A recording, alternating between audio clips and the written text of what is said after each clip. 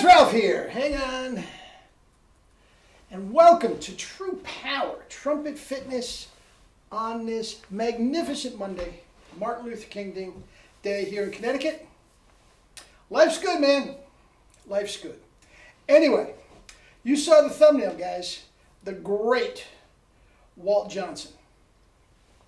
Once again, a little skeptical of me doing this, that I don't know him that well. I mean, it's not like we ran in the same circles by any means. Never met him, never seen him at a clinic or anything.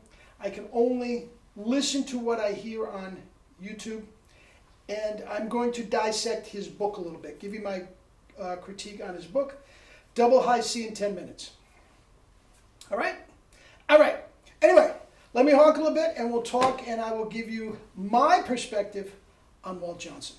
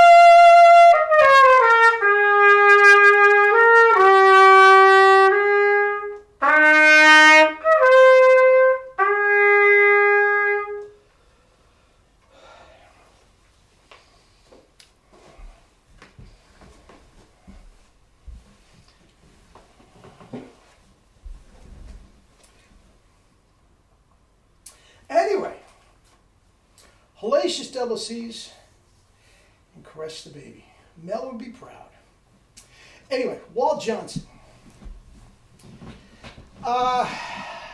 Let's say this. I said I'm not thrilled with talking about things that I don't know intimately, but I do believe that what I've heard on the internet and what I have read in his Double High C in 10 minutes, I can give a good recommendation of what it means to me. Now, Walt Johnson.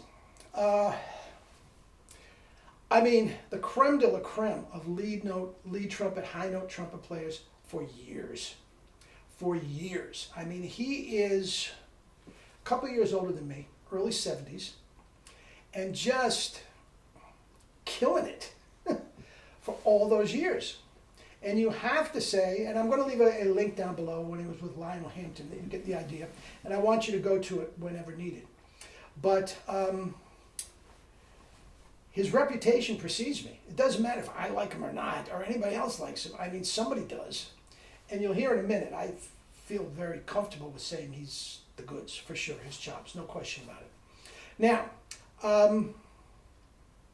with that said, without going through his entire resume, he had some very, very high-profile gigs. Lead trumpet with Sinatra. Okay? Lead trumpet with Frank Sinatra Jr. Lead trumpet with Elvis. I mean, guys, these are some of the most high-profile gigs you can possibly lay your hands on. And I mean, not only that, he was one of the first calls in the studios out in Los Angeles, Hollywood. Now, the fact that he was on the road so much, and had these gigs, didn't lend himself to be in the studio as much as, say, Chuck Finley was or anything like that, but just absolutely 100% top call, top notch, and you're going to hear great chops. He also, not only did he do these commercial type gigs, high profile as they may be, he did hardcore jazz things too. I mean, Lionel Hampton, and that's the clip that I have down below. And Louis Bellson. I mean, among others, I'm just scratching the surface here. It would take me, just name down everything that he did, it would take forever. Now, here's another thing. He also, along with the high octane stuff, he plays some great low octane jazz. And he has several albums out with small bands and whatnot like that. Now, here's the thing that I think is kind of cool. Either his daughter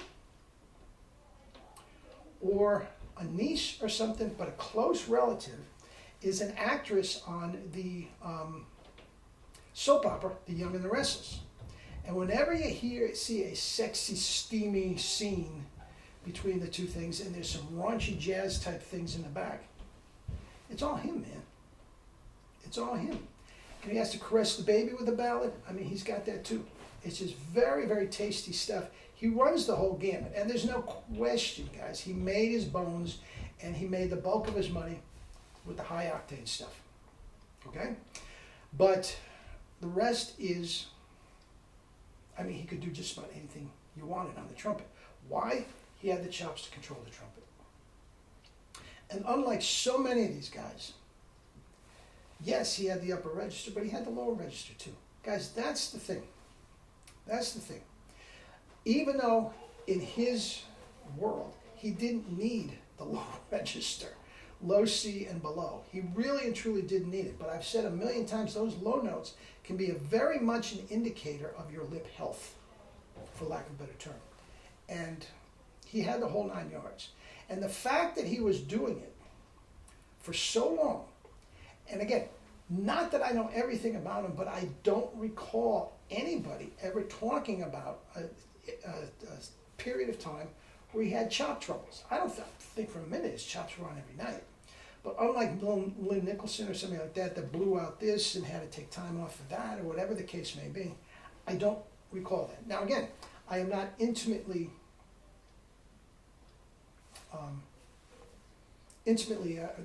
know his inner workings, machinations, whatever. So if somebody wants to add some things down below, be my guest. Okay? Now, there's a scream solo on with Lionel Hampton that is just sublime, man. And again, he's old school like myself in that I don't need no stinking microphone. Now, if you watch this, there was a microphone there. He didn't think about it once. His bell was so far ahead of the microphone. And he just split one of the strongest bands in creation. Just split it in half. And was ending on D's above double C. I mean, right? Right? Now, what I'm going to talk about is his method book. Double high C in 10 minutes. And I see clowns on some of these chat groups. Double high C in 10 minutes, it's got to be nonsense. How about double high C in 10 years? Dude, just because you can't get a double high C in 10 minutes doesn't mean it can't be done. Okay? Myself and Jerry have done it zillions of times. The problem with the 10 minutes thing is so many of us have to get through 30 plus years of playing incorrectly before we can get our chops in the right position. But there is no question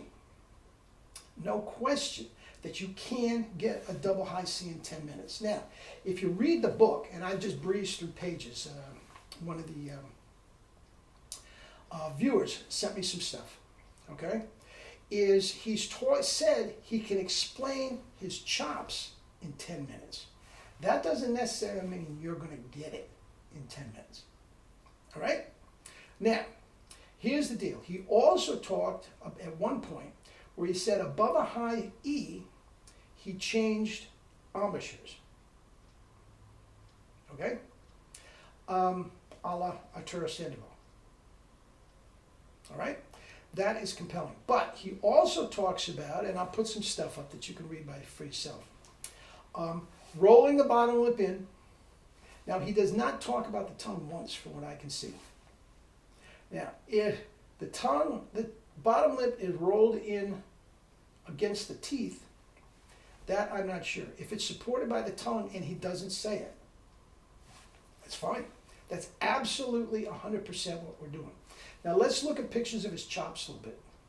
Now, if you look, and these are from his book, if you look closely, there is some scarring on the top lip. And considering what he'd been doing his whole life, that's nothing. That's nothing. I mean, you look at Louis Armstrong, you look at Maynard, you look at all this stuff, I mean, forget it. That is nothing compared to what he was doing night in and night out on the road, boom, boom, boom. That's nothing. So he was doing something right. Now again, if you look at his chops, there is no stretch whatsoever. And other than the book, there's very, very few pictures of his chops while he's playing. Very, very few. He was always in the back row. He wasn't out front doing the solo so much where you could, Louis Dowdeswell or something where you could zoom in on it. So there's not a lot of his actual playing chops. But this, if you look, there's no stretch whatsoever. And there's another picture that I like that once again, you see it from the side. And there's no stretch whatsoever and it's locked in. It's absolutely 100% locked in. Now another thing I want you to take up, go back and look at the scream solo. And as great as it is, and this gets confused a lot with my students. And he talks about playing relaxed. Absolutely talks about playing relaxed, whatnot. Okay? Now if you look at that solo, he's just killing, wiping out the Lionel Hampton band. Okay? Minus a microphone, for the sake of argument. Okay? And he's talking about being relaxed, but look at the work he's doing. Now, because there is so little scarring on his lip, he is absolutely in his own way, whether he knows it or not, he is taking the stress off his lips. But look at how hard he's working with the rest of them. Guys, this gets misinterpreted a lot. Oh, and I'm to blame. Double ICs all day long, I'm barely holding a horn. Guys, yes, I am taking the stress off the chops, but I'm working, man. Adolf Schurbaum is working. Maynard is working. It's inner compression. And until you get that inner compression, guys, you are scratching the surface of your playing. Absolutely 100% scratching the surface. Okay? So, not that he needs my approval by any means, but 2 thumbs up. The chops are right. I wish I knew more about what he was doing with the tone. We could get to the bottom of it a little more, but for decades, I mean, we're going to say, what, 50 years? He's been just killing it. Just absolutely killing it. So anyway, that's my take of the great Walt Johnson. And again, I don't know. That's all I can get from it. Anybody has any comments, some little stories or anything? Well, I heard him once and he didn't have anything, or whatever, they killed, whatever. Let me know. Let me know. Anyway, eat and drink your fruits and vegetables and live your life with true power. Not the fake stuff, true power. Love you all.